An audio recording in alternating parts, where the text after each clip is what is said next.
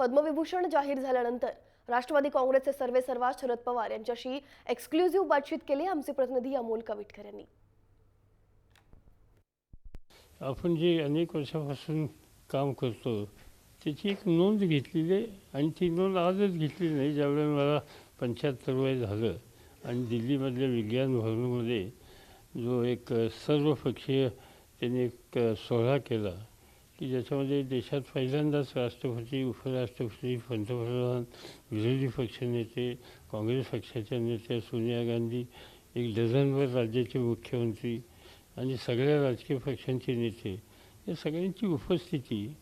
मला असं वाटतं की राजकारणामध्ये किंवा समाजकारणामध्ये काम करत असताना राजकीय मतभेद असतात, पण आपण सुसंस्कृत लोक आहोत आणि त्यामुळे सुसंस्कृतपणानं सगळ्यांशी सलोखा ठेवला तर लोक कुठल्याही राष्ट्रीय प्रश्नावर एकत्र येण्याच्या संबंधीच्या कल्पनेला मदत करतात आणि त्यामुळे ती भूमिका मी सतत केली।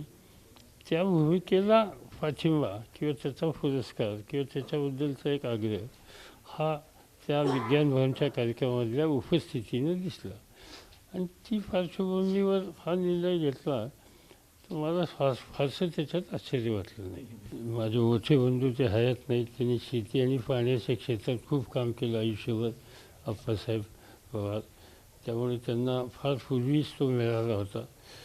मला वाटतं त्यावेळेस कोण प्रधानमंत्री होते माझ्या लक्षात नाही, पण बहुतेक चंद्रशेखर किंवा त्याच्या आधीच्या काळातला असेल। नंतर पाठीमागच्या काळामध्ये मनमोहन सिंगांच्या प्रताप पवारांना ते जे वृत्तपत्र क्षेत्रात जे काही त्यांचं योगदान आहे त्याच्यासाठी त्यांना दिलं होतं आणि मला दिलं होतं, मला यावेळेला देण्यात आलं। त्यामुळे साहजिकच आहे की एका कुटुंबात 3 लोकांना मिळणं हा एक वेगळं संधी आहे आणि त्यामुळे माझ्या कुटुंबातल्या सगळ्यांनाच त्याचं एक समाधान वाटलं असेल।